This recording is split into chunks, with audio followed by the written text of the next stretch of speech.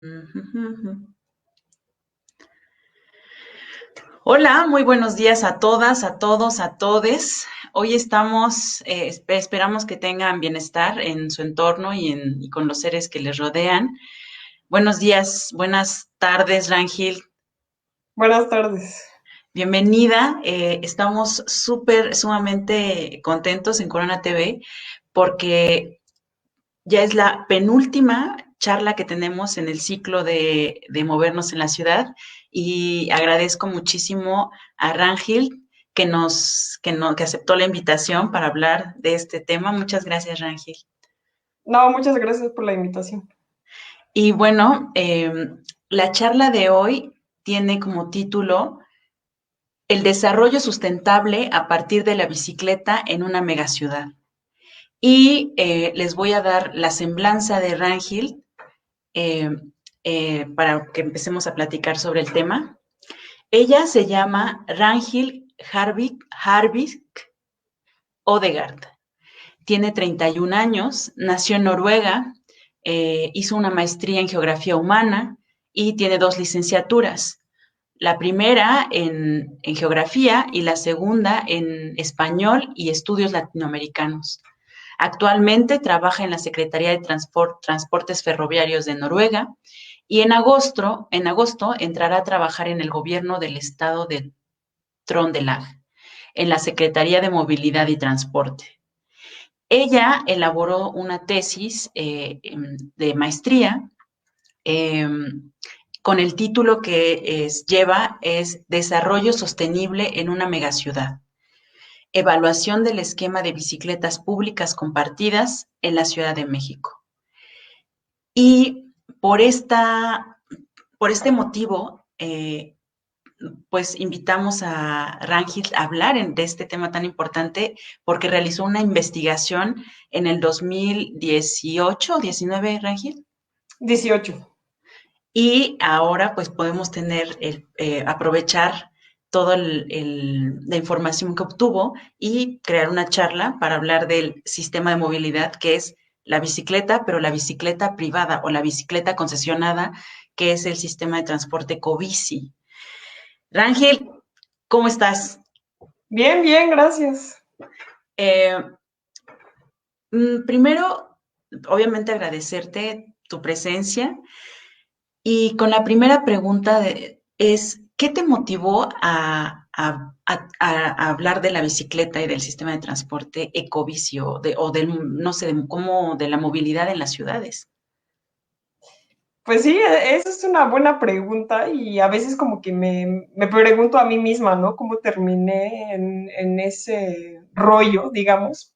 Pero en principio fue porque, como ya mencionaste, pues hice una licenciatura en español y estudios latinoamericanos y pues me encanta pues la cultura, la historia, lo que se mueve en Latinoamérica y sobre todo México, porque ahí he tenido la oportunidad de vivir varias veces, en total como 3 años me parece.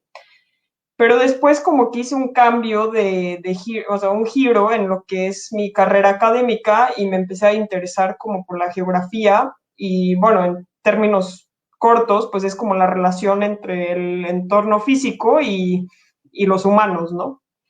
Entonces, a la hora de empezar a ver el tema de una tesis a nivel maestría, que tiene que ser algo amplio, pero también como puntuado, ¿no? Porque si no es como que demasiado lo que uno tiene que investigar.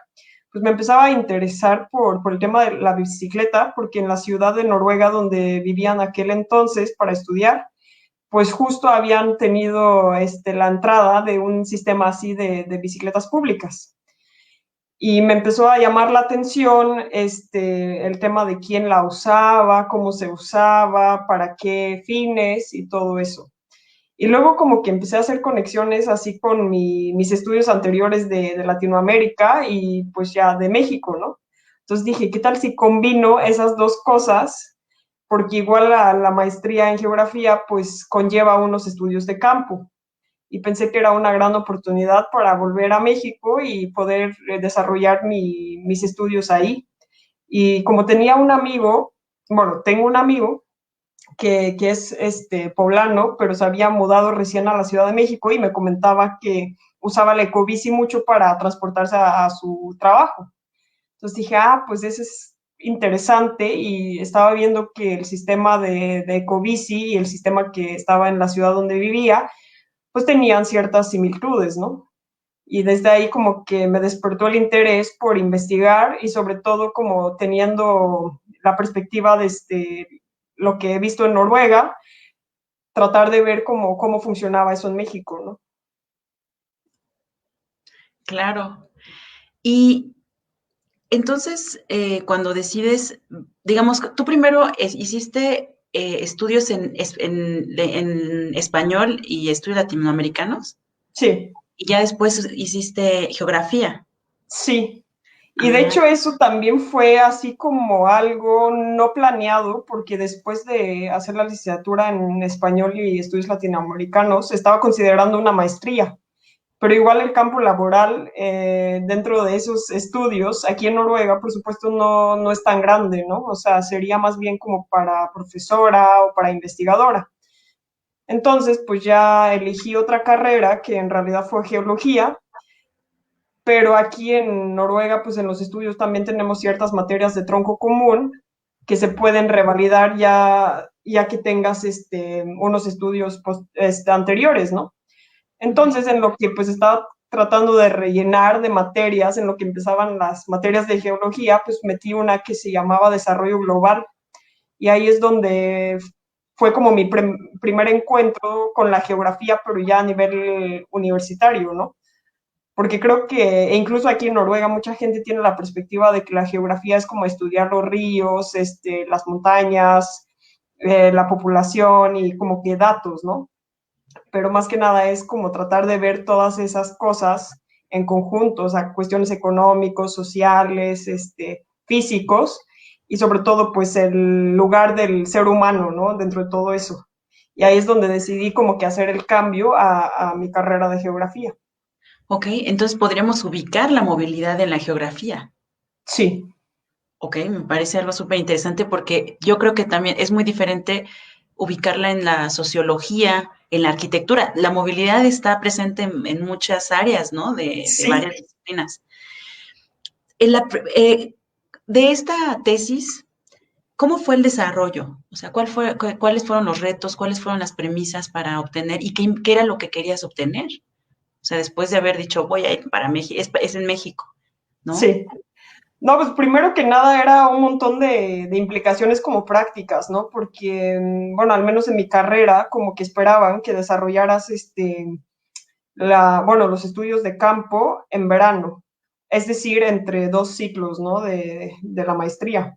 Y bueno, aquí en Noruega no tenemos lo de tener, o sea, de estudiar en verano, sino que es como dos semestres, o sea, no son cuatrimestres. Y por eso también mucha gente se dedica como a trabajar un poquito en verano para tener dinero para el siguiente semestre. Entonces era también un proceso como de buscar patrocinadores y buscar como dinero para realizar el viaje, ¿no?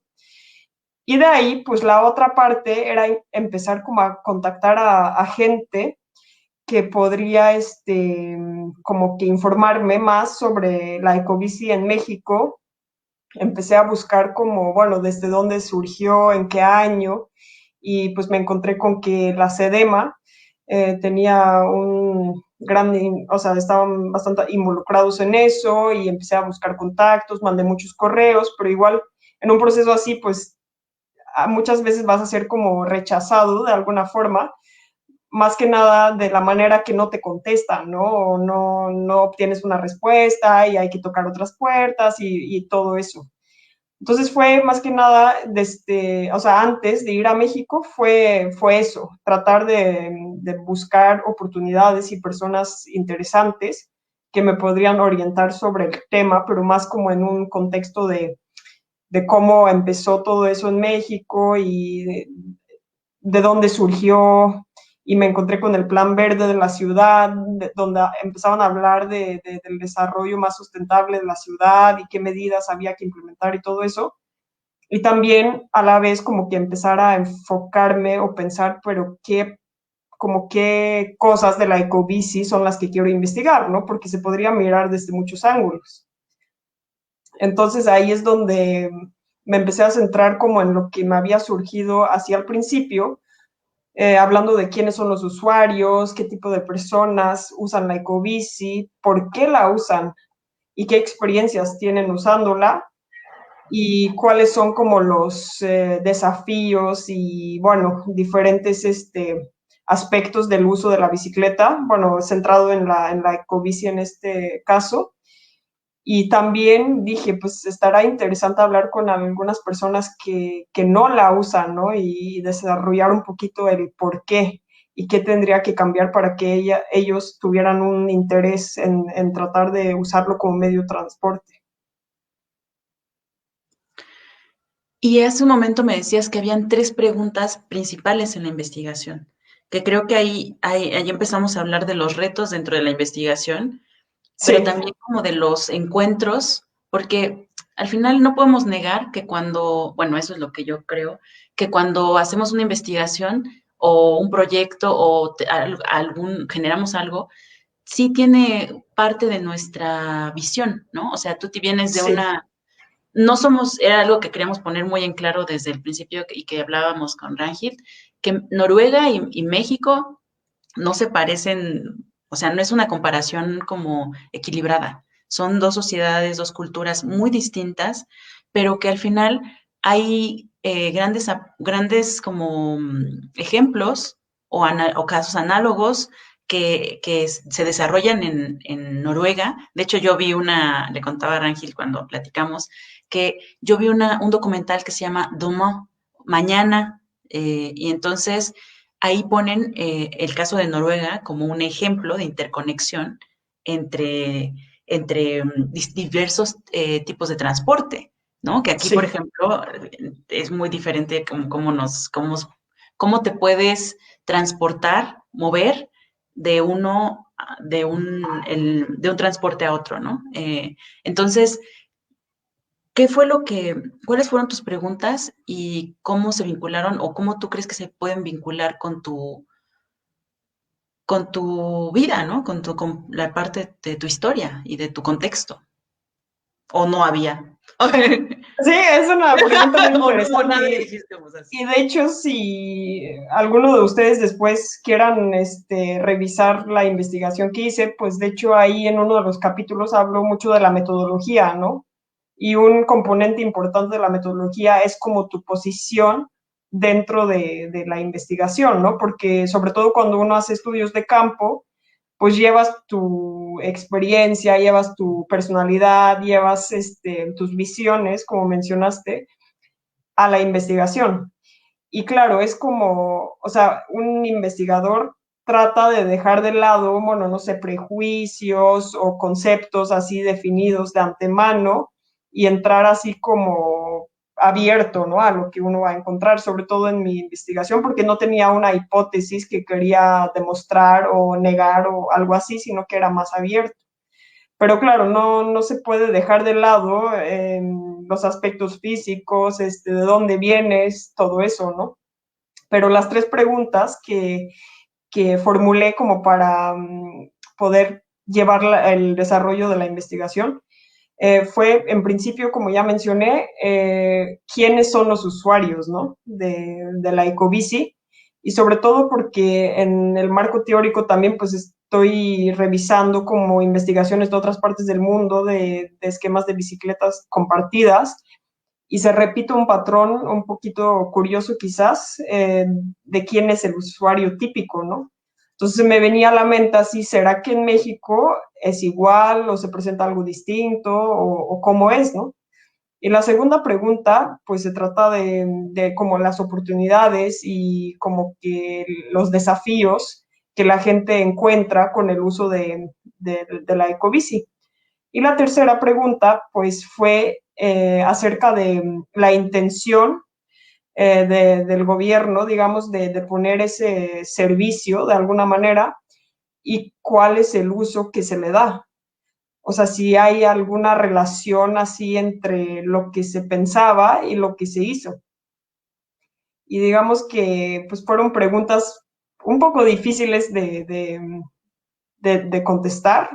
De igual manera porque pues es una investigación también limitada, tanto de tiempo como de geografía, o sea, porque no pude investigar como la ecobici en toda la Ciudad de México, sino que me centré en 2 colonias y también, pues, digamos, en las personas, ¿no? Porque hice un cuestionario que apliqué a cerca de 100 personas y también entrevistas como de más extensión, ¿no? Con algunas personas que habían contestado. Pero igual, o sea, si vemos cuánta gente vive en la Ciudad de México y cuánta gente usa la ecobici, pues es un fragmento, digamos, ¿no? De lo que se podría observar, porque también fue parte de, y uno de los, como que los pros que yo le veía mucho a venir, o sea, a la Ciudad de México a hacer esta investigación, porque así podría yo como que observar también y también formar un poco parte de, porque igual saqué mi tarjeta de la Ecobici, intenté así hacer uso de ella, que para nada fue fácil, pero sí fue una experiencia muy interesante. ¿Y cuáles fueron las respuestas a esas preguntas? O sea, ¿en qué? Porque al final esa investigación de 100 personas está documentada, Sí. tiene, o sea, ya tiene, o sea, no es como, es un dato muy importante porque no todas tenemos la oportunidad ni el tiempo, ¿no? De salir y preguntarle a un grupo de personas que ya utilizamos de Ecobici que quiénes son o. Entonces, ¿cuáles fueron Sí. las respuestas? Pues así como en resumidas cuentas, fíjate que los usuarios con los que yo me encontré sí tenía bastantes similitudes con lo que decían los estudios que yo había revisado, ¿no? O sea, la mayoría eran hombres de un rango de edad, pues por ahí entre 25, 45 años, y la mayoría también tenía, o sea, estudios superiores, como mínimo licenciatura, muchos tenían maestría, y la mayoría contestaba que usaban la ecobici como medio de transporte, porque igual pienso que mucha gente en la Ciudad de México a veces relaciona la ecobici como la campaña de Muévete y el domingo en bici, calles cerradas, pero en mi investigación al menos pues fue como una mayoría que indicaba transporte como su primera razón, ¿no? Por usarla. Y también transporte para ir a trabajar. Y luego, lo que decías sobre hacer como conectes con otros medios de transporte, de hecho eso es una de las metas del gobierno, digamos, de la Ciudad de México, que fuera como interconectado, ¿no? Con otros medios, pero como bien saben, pues no es tan fácil, ¿no? Y de hecho, muchos sí indicaban que de repente tomaban la ecobici un tramo y luego se subían a un transporte público, algo así. Y pues más que nada que fuera por conveniencia y por ahorrar tiempo. Y claro, pues las distancias recorridas solían ser cortas y digamos entre zonas centrales, ¿no? De hogar a trabajo y eso. Entonces eso fue como más o menos el esquema que se presentaba entre los usuarios. ¿Y tú crees que había una limitante en cuanto a los servicios, por ejemplo, de tarjeta? O sea, muchas personas no podían, porque para inscribirte a la Ecobici, para sacar el usuario y que te den la tarjeta, ahorita ya la cambiaron por una tarjeta única que tiene según todos los servicios, que tiene todos los servicios. Y ¿tú crees que influye el aspecto de tener o no una cuenta bancaria? Pues yo diría que sí, pero también el otro componente que también está relacionado con tu pregunta, yo creo que si veamos la geografía de la ecobici, está como concentrada en zonas de cierto nivel socioeconómico y como mencioné, pues gente de cierto estatus socioeconómico que pues para ellos no, digamos, no presenta así como ningún problema o desafío el tener una cuenta. pero si veamos como que la población que está de alguna forma excluida del uso, ya sea por lo que mencionas del acceso a una cuenta bancaria y una tarjeta que se podría validar ahí, eh, pues, pues yo creo que sí, o sea, es uno como que de como que las conclusiones que saqué, ¿no? De que si es sustentable, si contribuye a la sustentabilidad de la ciudad, pues sí, pues digamos no contamina, es un medio de transporte económico, tanto para el usuario como para el gobierno, porque la infraestructura que se necesita pues no requiere de inversiones muy mayores, pero en el aspecto social lo que yo veía es que cierta gente pues que no estaba usando la bici, ¿no? Ahí es donde uno se pregunta, pues, como, ¿por qué será, no? Y yo creo que ahí sí se podría pensar que uno de los obstáculos, pues, podría ser eso, de tener una cuenta bancaria. Y también el acceso, sobre todo, ¿no? Porque estudios en general muestran que los que tienden a usar la bici son los que tienen acceso a o sea, uno ¿cómo se llama en español? Bueno, el docking station, donde están las bicis estacionadas, pues tiene que ver, ¿no? Que con la cercanía, porque no te vas a ir a caminar muchos kilómetros o tomar un bus para luego subirte en la bici, o sea. ¿Y pudiste revisar o darte cuenta como por ejemplo de cómo estaba la situación en estas bicicletas que no son públicas? Ah, ¿te refieres como a la V-Bike, la Mobike y esas? No, más bien en general a la bicicleta, Ah, ya, o como, sea, personal, digamos, ¿no? sí, porque, ¿sabes? Yo estaba pensando que probablemente es muy cultural también, o sea, el vincular como los estudios con el uso de la bicicleta. Veía, por ejemplo, en mi caso, yo empecé a andar en bici y que mucha gente decía que estaba un poco como que no me cuidaba, era una persona inconsciente de los peligros de la calle o de la cuestión de la calle, y me decían, pero conocí a un amigo francés que fue el que él iba y venía a su trabajo, o sea, era una situación como tan sencilla de uso, y en Sí, México es algo que es ayer antier hablábamos con Laura, que dice que justo el uso de las bicicletas muchas veces se limita, o sea, no es que no esté en el centro de la ciudad, sino que se queda dentro de los barrios. sí, Entonces, ese es un tema muy, muy, muy interesante. sí. Mm.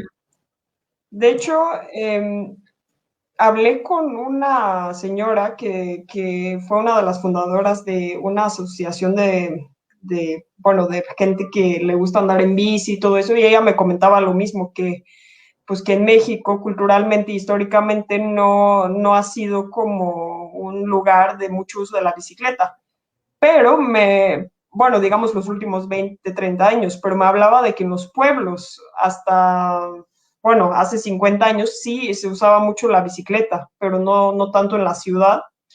Y también como mencionas ahí, que algo más para andar así en una zona muy cercana, en el barrio donde vives, pero no como para medio de transporte quizás.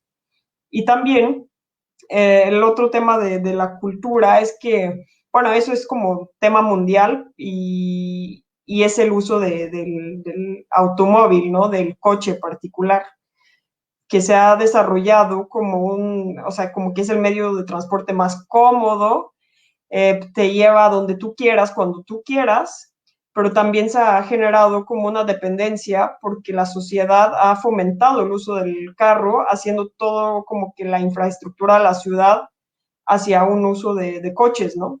Y también el otro tema es como que muchas veces representa un símbolo de estatus, poder tener un coche propio, ¿no? Entonces, digamos que la bicicleta, bueno, por lo que me comentaron, en México no ha tenido mucho estatus. Y también, pues, como el tema de la inseguridad vial y también, bueno, no sé, de género, de ese tipo de cuestiones también ha influido.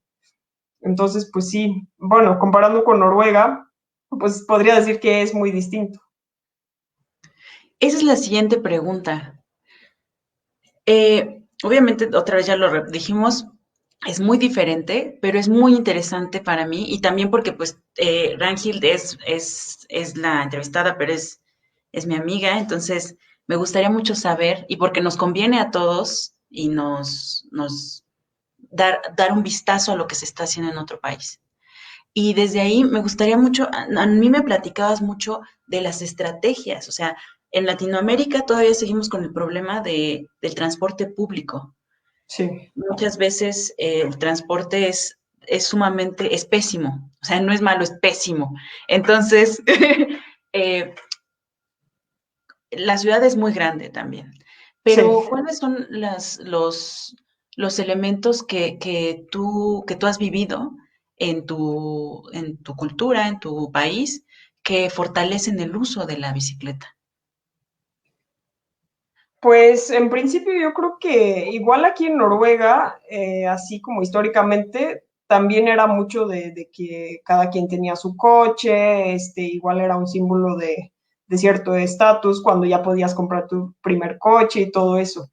Y como mencionabas, pues como que Noruega y México pues tienen muchas diferencias y una de ellas pues es como la cantidad de personas, ¿no? Porque a lo mejor no saben, pero en Noruega apenas somos creo que 5.3 millones. O sea, creo que sería algo comparable con el estado de Puebla, ¿no? Más o menos. Y eso es todo Noruega. Entonces igual no tenemos ciudades muy grandes, pero en las ciudades que se consideran grandes aquí en Noruega, pues ya sería la capital y donde estudiaba yo y donde vivo actualmente. Esas son como las tres principales.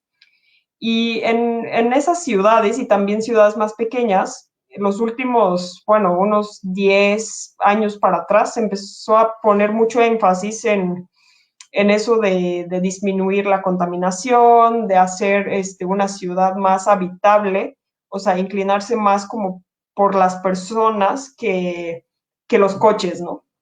Entonces se empezaron a formar como ciertas estrategias de este nivel como de gobierno, pero también gobiernos del Estado, que fomentaba medios de transporte sustentables, ya sea el transporte público, el caminar o la bicicleta. Y últimamente esas estrategias que se han convertido como en tratados, entre comillas, donde se hace como un contrato entre bueno, el municipio y el Estado, donde el Estado, bueno, central dice que, bueno, nosotros les vamos a poner tantos fondos si ustedes cumplen con tales metas. Y una de las metas principales es la meta cero. Y la meta cero en este contexto, pues no es cero personas muertas en el tráfico, eso también es otra estrategia, pero en este caso se trata de que cuando las ciudades crecen, o sea, la nueva gente que habita en la ciudad y el número de habitantes crece, que no crece el número de viajes en coche. O sea que todo ese crecimiento tiene que ser a base de transporte público o caminar o bicicleta. Entonces, pues trabajando hacia eso, te pueden venir fondos del gobierno central para poder implementar como ciclovías, pero como te comentaba la otra vez que hablábamos, aquí en Noruega las ciclovías no son así como en México, como yo los conocí, que tienen como una barrera física, sino que es Ajá. como que tengan así su propio carril, ¿no?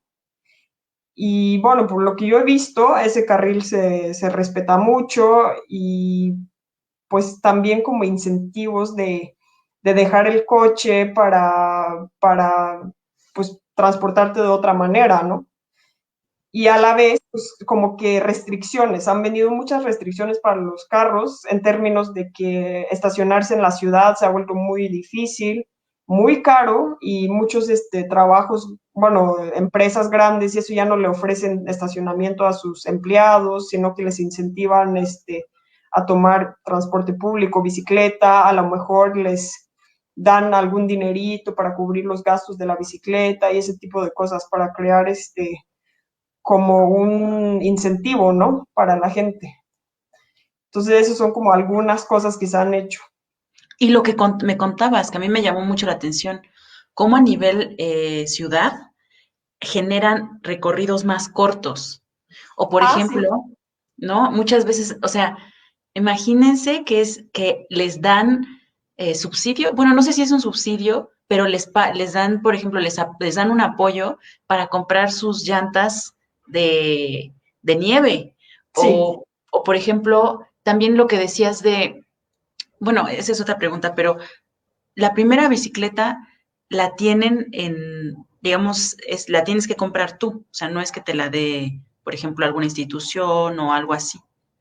¿O cómo obtuviste pues, tu o primera sea, bicicleta, Ángel? bueno, o sea, de hecho, bueno, hablando como más de en términos culturales y así a nivel sociedad, pues yo recuerdo que cuando tenía, bueno, no sé cuántos años tenía, pero a lo mejor 6 años, pues mis papás me regalaban una bici, ¿no? Y eso es como muy común aquí, que, o sea, a cierta edad y no muy grande, a lo mejor ya para entrar a la primaria, como que ya tienes una bici, ¿no? Y a lo mejor ahí, pues obviamente nada más das de vueltas en la calle, cerca de tu casa y tal, pero creo que desde chiquitos es muy común acá que te enseñan a andar en bici, ¿no? Y pues no es que acudimos a escuelas para bici o nada de eso, sino que se aprende en casa, ¿no? Y mucho de salir en familia, andar en bicicleta y todo eso. Y creo que eso también ayuda desde temprana edad a tener como un concepto de la bicicleta que, bueno, puede ser tanto de diversión o para pasear, pero más al rato igual se vuelve como un medio de transporte. Y yo recuerdo que cuando iba en la prepa, pues me iba siempre en bicicleta, ¿no? A la prepa. ¿Y por qué lo hacía? Porque para mí implicaba que me podía levantar más tarde. Porque en la bicicleta sabía que me iba a hacer máximo 15 minutos y en cambio si iba a tomar un bus sabía que tenía que caminar 10 minutos para llegar a la parada y desde ahí pues no sé, otros 15 minutos en el bus y luego ya caminar tantito, ¿no? Para llegar a la escuela. Entonces, para mí, pues en la edad así de andar en la prepa era como, pues, sí, ¿no? Pues puedo dormir 20 minutos más, pues claro, ahí está la respuesta, la bicicleta. Y debo admitir que en invierno yo no fui de las que cambiaban las llantas, como mencionaste, sino que casualmente mi mamá trabajaba cerca de ahí de mi escuela, entonces me iba con ella, ¿no? En carro. Pero igual ya se ha creado como más conciencia, como te decía, aquí ya no es tan fácil como que estacionar tu coche y todo eso y optas a la mejor por transporte público. Pero lo que mencionabas de los atajos es parte de esas estrategias que se desarrollan y a lo mejor no es tanto para bicicleta, pero es más como para que más personas tengan un acceso corto a alguna parada de transporte público. Entonces, como que, bueno, igual aquí en Noruega no, las ciudades no son tan como, o sea, las casas no están tan pegadas, entonces hay ciertas partes donde hay como un terreno público o algo así y optan por hacer como un caminito que te ahorra el tiempo como de rodearlo, ¿no? Porque eso también es como algo que se está pensando mucho aquí, le llaman como nudos de transporte. Y en esos nudos, pues es como que se encuentra el transporte público, a lo mejor hay bicicletas públicas también, o sea, como tipo ecobici, si es una ciudad más grande. Y ahorita lo que ha entrado, no sé si en México también, pero estas como, ¿cómo Como se con llama? la aplicación, Ajá, y sí, los patines estos, ¿no? Con scooter. llantitas, sí, los scooters eléctricos, ¿no? ¿Y allá también tienen un lío de desorden? Sí, ahorita se está hablando muchísimo de cómo regularlo, ¿no? Pero bueno, eso también es como cuando implementas algo sin haberlo pensado del todo, se puede dar ese tipo de cuestiones. Y bueno, aquí porque en invierno hay mucha nieve, no se puede, pero justo hace una semana los volvieron a poner para temporada y camino y las veo dejadas por todos lados, ¿no? Así que eso sí es un cierto caos. Pero digamos que los nudos de transporte es como para que tú puedas transportar, como mencionaste, entre diferentes medios, ¿no? Y ahí también se está pensando como una estrategia para desarrollo de dónde como localizar ciertas cosas, ¿no?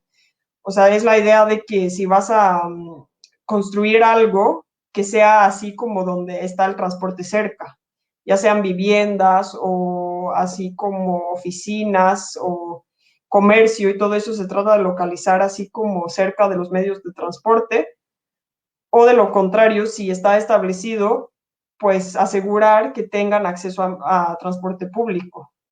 Entonces también es como una manera de estructurar el desarrollo de la ciudad y tratar de hacer menos el uso del coche. Y también con eso hay un tema muy importante que es el, la baja o el descenso de muertes viales. Sí, Me contaba también, o sea, me contaba mucho cómo en 10 años que han implementado, bueno, que ya tienen una cultura también, pero en 10 años han reducido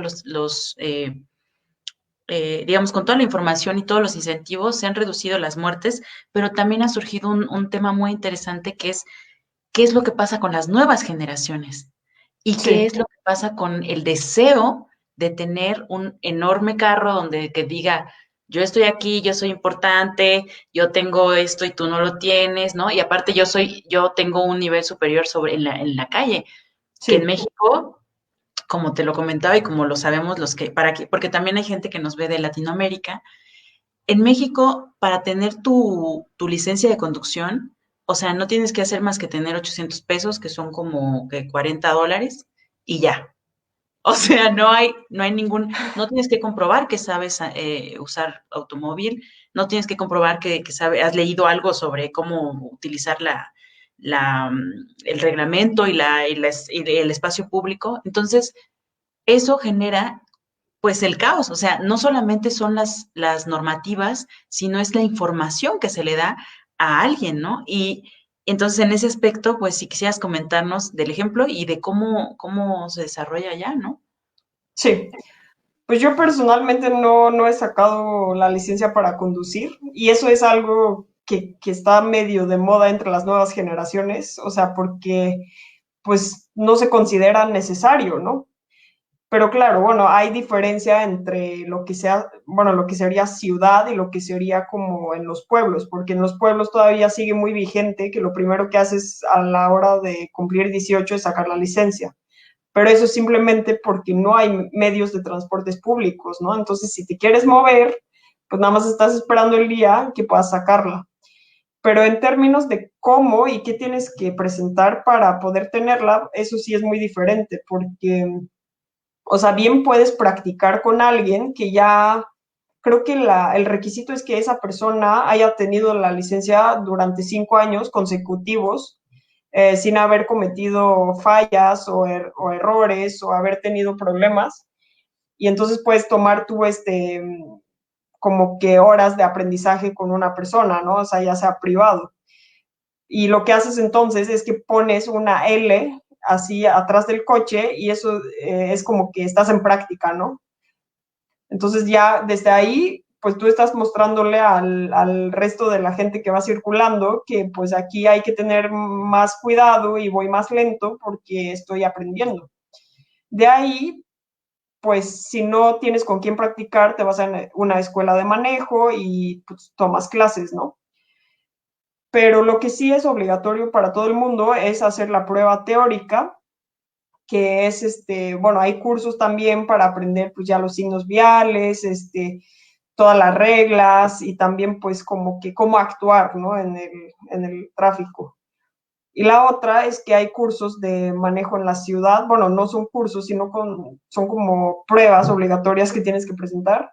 Manejo en la ciudad, manejo en el campo, manejo en la oscuridad, manejo sobre hielo, bueno, porque aquí pues estamos así en épocas de nieve y hielo y así la mitad del año. Y pues creo que es eso. Y al final, cuando ya pasaste como que todos esos cursitos y exámenes, pues al final presentas la prueba de manejo. Y esa creo que consiste como en una prueba igual de ciudad para estacionarte, para respetar pues los peatones, los ciclistas y todo lo que hay alrededor. Y también es una prueba de manejar como más a larga distancia, creo que como 2 horas mínimo, ¿no? Y ahí vas con un como sinaudal que te va evaluando las decisiones que tomas, a lo mejor te dice que tienes que rebasar un coche, está checando cómo estás haciéndolo, si es adecuado, si estás fijándote, si no viene más coches, todo eso, ¿no? Y al final te dice que si aprobaste o no aprobaste. Y si no aprobaste, pues ni modo. a intentar practicar más y volver a presentarlo. Y claro, todos estos cursos y pruebas tienen costos también, cuesta bastante dinero. Entonces mucha gente pues se la pasa así como en los años de prepa y tal, ahorrando, ¿no? Para poder sacarse la licencia. Sí, o sea que saben realmente la responsabilidad que tienen de estar en el espacio público. Y, Sí, por ejemplo, los ciclistas tienen que estudiar algo. Aquí en la Ecobici, sí viste como lo que te pedían, el examen que te hacían. sí. ¿Qué te pareció? ¿Y allá también lo hacen o no lo hacen? Pues fíjate que para lo de la bici no hay un curso para usar o sea, las bicicletas de esquema público, no hay ningún examen que tienes que presentar. Pero si sientes que quieres un curso de repente así en los barrios y tal, por iniciativa pública y gratuita, hacen cursitos, ¿no? Para gente que no se siente tan segura o quiera aprender, pues igual porque se supone que para la bicicleta también hay ciertas reglas, ¿no? De cómo interactuar con el resto de traficantes. Entonces, no es obligatorio, pero de manera que sientas que lo necesites, pues sí hay cursos gratuitos disponibles. Y en cuanto al curso de la Ecobici, yo recuerdo que cuando saqué la tarjetita, creo que tenía que llenar un formulario y ya está. O sea, tampoco fue algo que tenía que mostrar que supiera manejarla, ¿no? Entonces, igual, no sé qué tan consistentes sean con eso. No, y que yo, por ejemplo, me pregunto si eso también no es otra limitante. O sea, porque, por ejemplo, hay mucha gente en la Ciudad de México que que no ha realizado pruebas en su vida.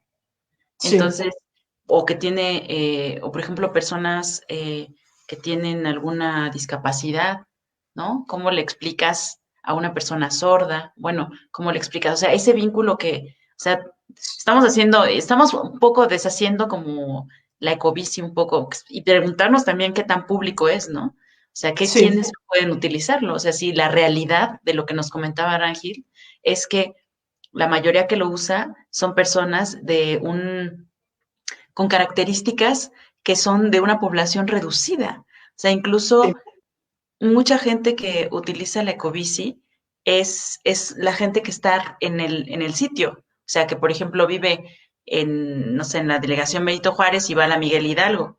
O sea, y cómo exactamente. y Rangel hacía una reflexión muy interesante con respecto a otros lugares de la periferia o de otras delegaciones, ¿no? Sí. De hecho, una de las preguntas, ahora que lo mencionas, que tenía en mi cuestionario era, o sea, de dónde habían conocido el concepto de la ecobici, cómo se enteraron, cómo llegaron a eso, ¿no? Y prácticamente la mayoría me dijeron que era o porque veían las bicicletas en su entorno diario, ya sea pues alrededor de donde vivían o de su trabajo, o por amigos. Así que, como mencionas eso de si es para todos, pues digamos que el componente geográfico o la decisión política también, ¿no? De poner ese sistema en ciertas zonas y otras zonas no, yo creo que sí influye bastante en quién va a ser el usuario al final. Porque para empezar a usarla, y es como mencionaste tú, ¿no? Que empezaste a andar en la bicicleta por un amigo que te mencionaba que eso era una posibilidad. Igual hablaba con unas personas que no usaban la bicicleta, bueno, la ecobici, como para ver cuáles eran sus perspectivas o qué tenía que cambiar o mejorar para que lo consideraran. Y muchos mencionaban el aspecto de la seguridad, bueno, tanto de la calle como, pues a lo mejor de género, ¿no? De sentirse seguro así en el uso de la bicicleta. Y la otra era pues el acceso a la ecobici, porque hablé con unas personas que no tenían una estación de ecobici cerca y entonces para ellos era como de pues no lo veo como factible para mí. Entonces esos también son como preguntas que surgen y uno piensa así como, bueno, o sea, es como normal, entendible que quieran ponerlo en una zona de mucha afluencia de personas, que es como una zona donde hay mucha gente que transita, ya sea por visitar comercios, trabajos y todo eso, pero también creo que tendría potencial para llegar a más gente, ¿no? Si supieran y tuvieran acceso a ella. Y tocaste un tema súper interesante que es que hemos hablado en otras, también en otras charlas, que es el género. ¿Tú qué opinas sobre el cuerpo en el espacio público? O sea, cuál es tu experiencia? Por ejemplo, yo conocí a Ángel en esa investigación que hizo, eh, y por eso me parece tan importante que viniera a compartirnos ahora qué pasó con esa investigación. Eh, y yo me acuerdo que ella estaba en el centro de la Ciudad de México y yo llegué a dejar la ecobici y ahí me encontré a Ángel y me hizo unas preguntas, pero ¿cómo fue esa experiencia de poner el cuerpo? Y aparte de vivir digamos, la experiencia de andar en bicicleta en la Ciudad de México. Esa es una pregunta interesante y de hecho esta mañana que estaba revisando otra vez como la tesis y todo eso, pues hay unos apartados donde hablo precisamente de eso, ¿no? Y también como relacionado cómo llevas tus experiencias y bueno, ya tu persona física al estudio de campo, ¿no? Porque es inevitable. Y de hecho, lo que sentí o lo que experimenté ahí estando en las estaciones de Ecobici, tratando de acercarme a la gente, curiosamente era que había más hombres que estaban así como propensos a acercarse o a aceptar que les hiciera preguntas y como que más abiertos a hablar, ¿no? Y me acuerdo de varias mujeres o chavas o así como que no les daba tanta confianza, ¿no? Como que no estaban tan interesadas en hablar conmigo y así. Entonces, igual puse así en la investigación que a lo mejor por eso en mis estudios aparentemente hay más hombres, ¿no? Que usan la ecobici. Que claro, también observé así físicamente más hombres sacando y poniendo la ecobici, pero igual se me hizo interesante el dato de que había más hombres que querían platicar conmigo. Entonces, pues no sé, ¿no? Es un tema que No, y bueno, ya hablando de machismo, o sea, machismo y sí, violencia, o sea, aquí hay, eso ya, digamos, lo estamos viendo y por eso hay un movimiento tan fuerte de mujeres, ¿no? sí, y también por eso debo mencionar que, o sea, yo hice como bueno, apliqué los cuestionarios siempre en el día, ¿no? Por lo mismo, porque no me atrevería tal vez a ponerme en una estación así ya en la noche. Entonces, igual así como el uso bueno, puede influir, ¿no? En los datos que yo obtuve, porque a lo mejor no, o sea, no pude hablar con la gente que va muy de mañana y regresa muy de noche, simplemente por, pues, cuestiones de seguridad. Y también noté una diferencia porque principalmente estaba haciendo entrevistas y cuestionarios en la zona Roma y en zona centro, ¿no? Que mencionaste tú. Y en zona Roma, pues como que nadie como que me miraba, nadie como que, pues ahí pasaba como desapercibida un poquito, ¿no? Pero igual porque yo he observado que ahí en la Roma, pues hay bastantes extranjeros que viven o pues gente de todos lados, ¿no? De igual manera, en el centro hay muchos turistas, se podría decir, pero ahí sentí que la gente como que me observaba más, como que, ¿qué está haciendo, no? ¿Y por qué está ahí parada? E incluso como oficiales, no sé, policías o así que me estaban como que mirando. Sí, de ahí está qué, ¿no? O sea, ¿qué está haciendo? Y curiosamente también coincidía con que eran las elecciones, ¿no? De presidenciales.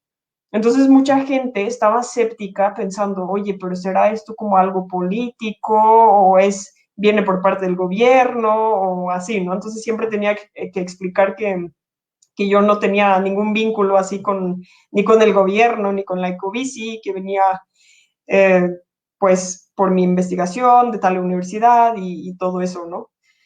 Y ahí como que, bueno, ya estaban un poquito más propensos a hablar, pero como indiqué, así mayoría de hombres.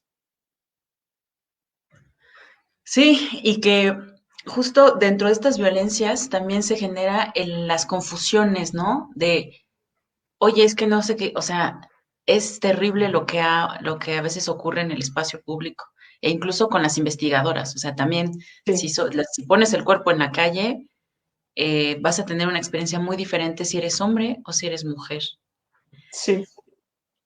Eh, tú, por ejemplo, mm, otra pregunta que es interesante es, ¿tú qué lugar crees que ocupa la bicicleta en México, en la Ciudad de México, en Puebla? Y me contabas también que has leído sobre diferentes países del mundo. Entonces, ¿tú Sí, qué podrías decirnos del lugar de la bicicleta desde lo que tú, desde tus experiencias, tu conocimiento, lo que has leído?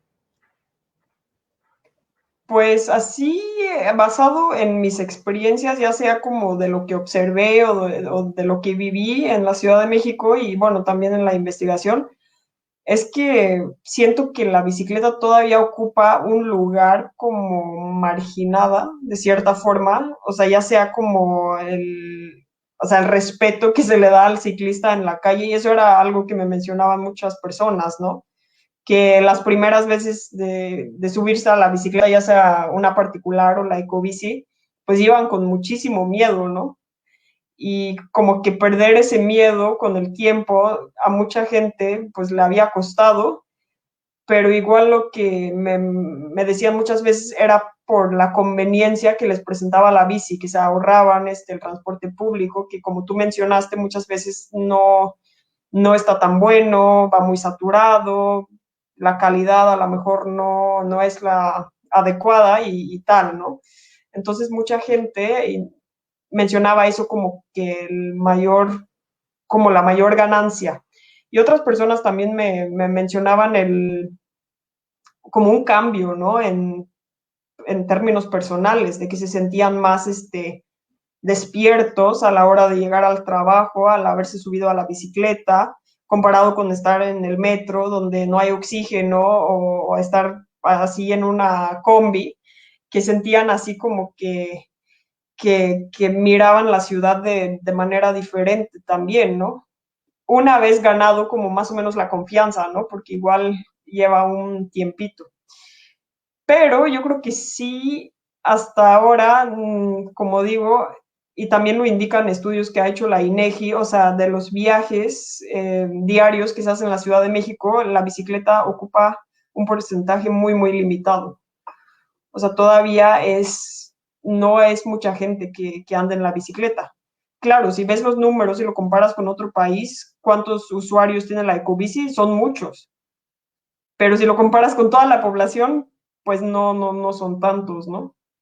Y también volviendo al tema de que como que es cierto grupo de personas que tienden a usar la ecobici, pues digamos que es como un círculo medio, o sea, no cerrado, ¿no? Porque pues, cualquiera, entre comillas, puede sacar la membresía, pero sí es cierta gente que, pues no sé, que viven en una zona, su trabajo les queda cerca relativamente, 3 kilómetros quizás, hay ecobicis disponibles y dicen, pues, no hay problema, ¿no? Entonces, no hay una visión de interconexión. ¿Te encontraste en tus ejemplos, digo, en tus entrevistas, alguien que viniera, por ejemplo, de Catepec o que viniera de Toluca y que agarrara y tomara así, me subo en el camino, me subo en el cacombi y llego ahí y era lo que me Curioso contaba, por que lo ejemplo. mencionas.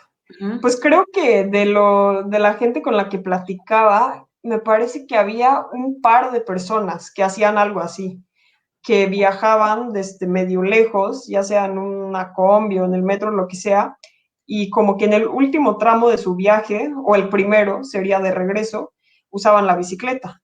Y de hecho eso es una de las visiones que suelen tener con meter un sistema así de bicicletas públicas, ¿no? Lo que se le llama el first o el last mile, que es como el tramito de principio o de fin de un viaje. Pero para que eso funcione, pues yo creo que igual habría que mirar más a fondo como que cómo te puedes brincar del uno al otro sin volver a pagar, la ubicación de las cicloestaciones, que de hecho está medio pensada para poder transportar, pero igual como que crear esa conciencia, ¿no? De que cuál es el beneficio de hacerlo así, que te ahorras a lo mejor tiempo, que te ahorras, no sé, a lo mejor dinero si estás acostumbrado a tomar 3 combis, a lo mejor ahora puedes tomar uno y el resto en bicicleta, ¿no? Pero eso requiere como de infraestructura y de conciencia, yo creo. Así que no eran muchos lo que me mencionaban que eso era su trayecto, la mayoría eran viajes cortos y exclusivos en bicicleta y que a lo mejor sustituían el transporte público por la bicicleta. O sea que combinaban a veces, pero muchas veces eran viajes solo en bici también. O sea que tú crees que a nivel mundial todavía, y yo sí lo pienso, que está muy marginada. Sí. O sea, a nivel. Y la segunda pregunta, ¿tú crees que la bicicleta es realmente pública? O sea, yo lo hago o sea, igual es una pregunta así muy de bote pronto, pero yo hago el análisis, por ejemplo, en un micro. O sea, yo puedo Ajá. ahorita agarrar, salir y tengo el dinero para poder pagar y subirme y ya me voy. O en el metro, pues compro mi tarjeta y me voy y subo y ya. Y entonces eso es como el transporte público. O incluso le digo a Uh-huh. alguien más, oye, pues préstame tu tarjeta y pues paso, ¿no? Porque se me olvidó la mía. Pero en cuanto a la bicicleta, ¿tú crees que se puede como pensar que realmente o sea, que entra como transporte público? O sea, desde un nivel teórico, yo creo que sí, porque, bueno, sobre todo la ecobici porque está, o sea, tiene subsidios de gobierno y pues es accesible en cuanto al precio.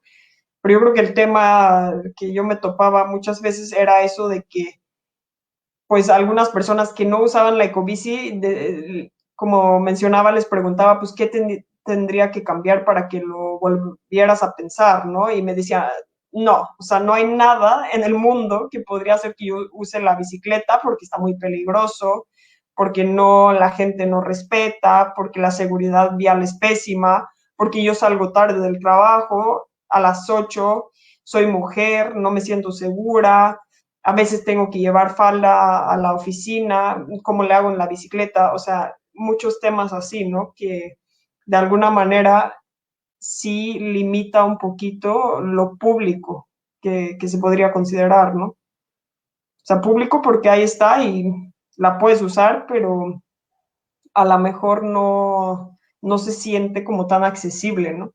Sí, y que ahora que me lo comentas, son un montón de características o sea, educativas, de culturales, de emociones, incluso de sensación, de seguridad, porque hay muchas personas que dicen que les genera libertad y Sí, y a quienes no la usan, o sea, no es, creo que lo que estamos como viendo, o yo estoy como entendiendo, es que son muchos factores lo que generan esta visión y este lugar que tiene la bicicleta en el espacio público.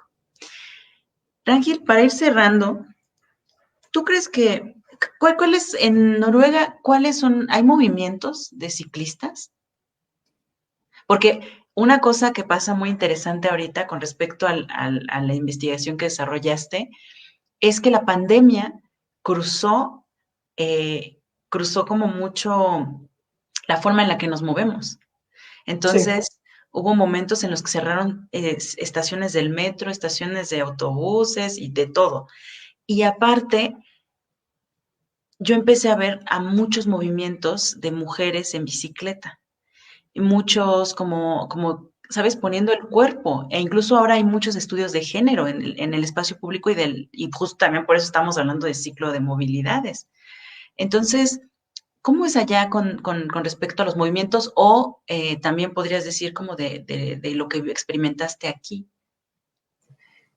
Pues lo que mencionas también ha pasado acá, pero no sé si llamarle movimiento, simplemente, y sobre todo en la capital, Oslo, aquí en Noruega, que son los que han tenido como las restricciones más fuertes durante toda la pandemia, ¿no? Porque como que ahí se ha concentrado el número de contagiados y tal, porque viven un poquito más pegados que en otras partes.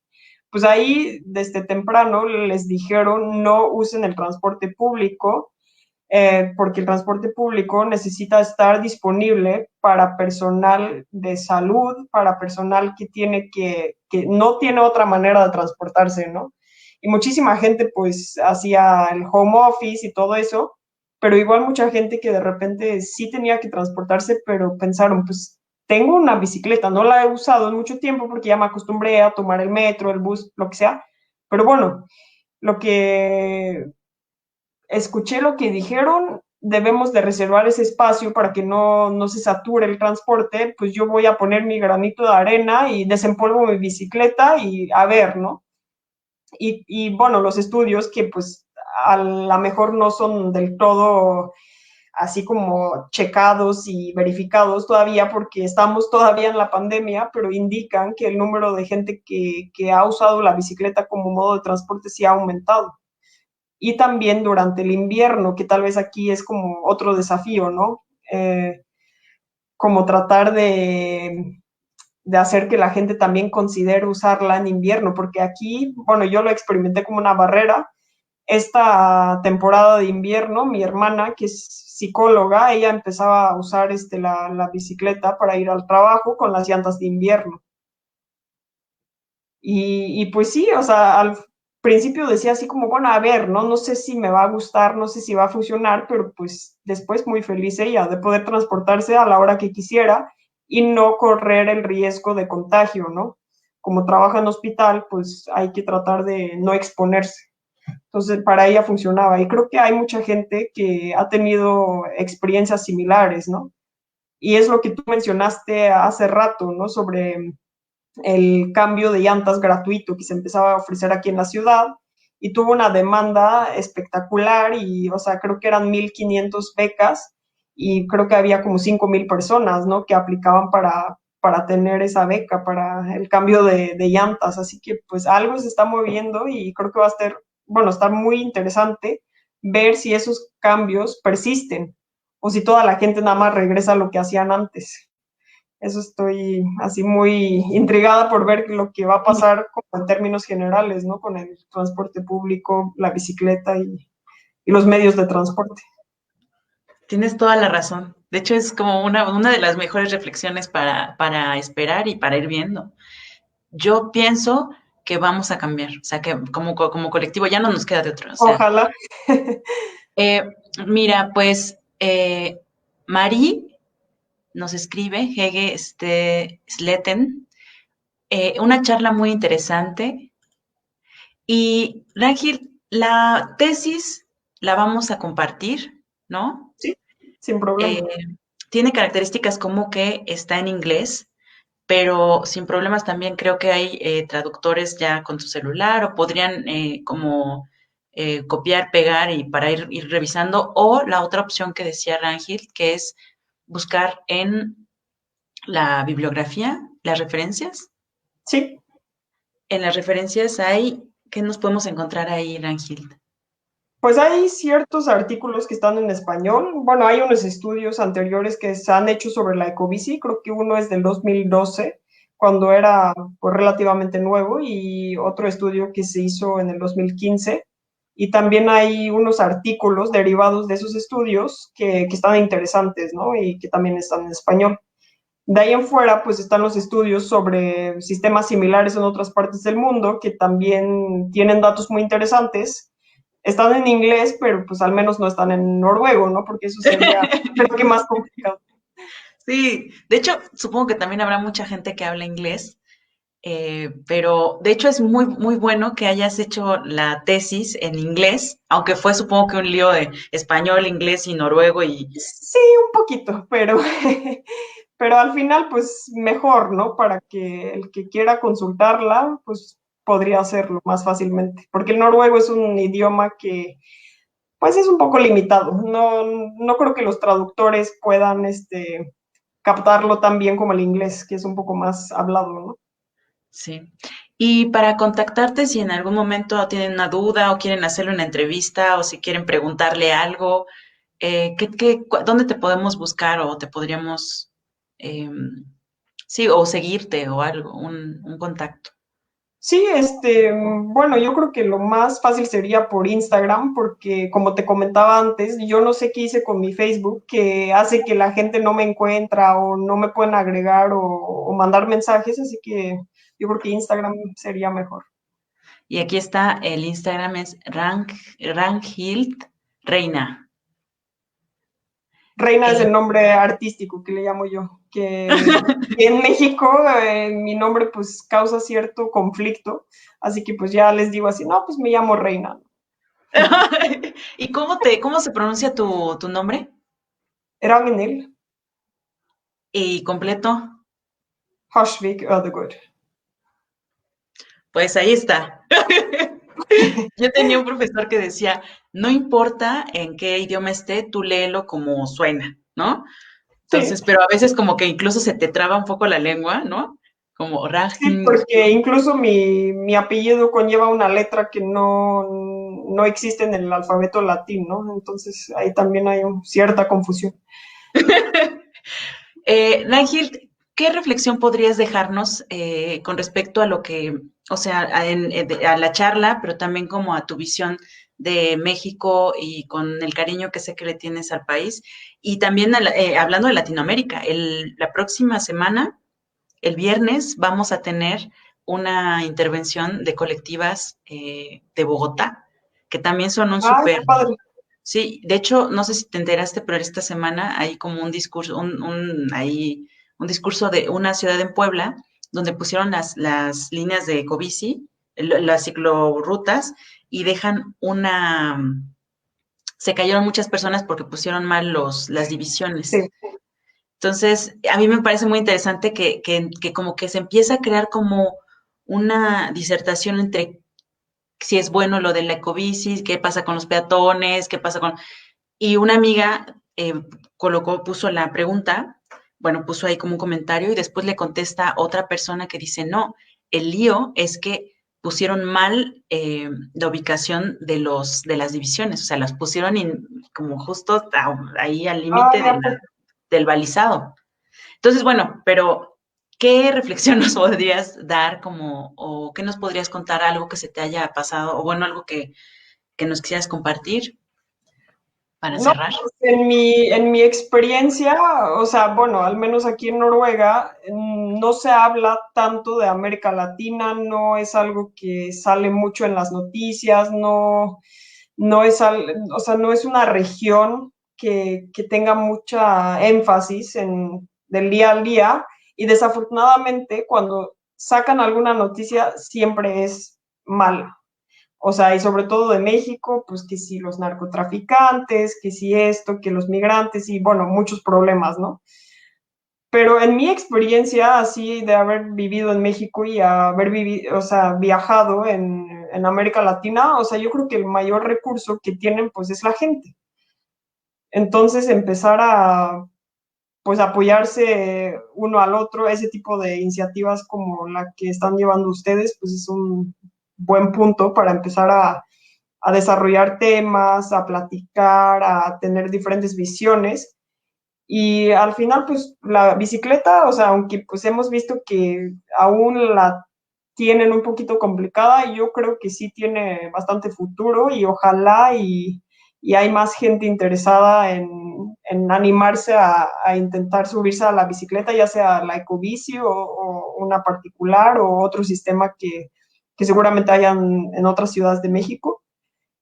Y pues eso, de la conciencia, ¿no? Que hemos hablado, así de uno, como manejando un coche, tratar de ponerse, o sea, yo creo que es más fácil ponerse en los zapatos de un ciclista si alguna vez intentaste subirte a una bici. Y a partir de ahí, como que crear la conciencia de respetar el uno al otro, compartiendo así el espacio público, ¿no? Ay, pues muchas gracias, Rangel. Muchas gracias por tu presencia, por el tiempo y por la generosidad de tus palabras. Y, De nada, un gusto. y pues nos vemos pronto. Ya cerramos por lo menos en cuanto a esta semana, cerramos el ciclo y nos vemos el viernes nuevamente con mucho ánimo y pues con mucho bienestar. Un beso. Bye bye. Adiós.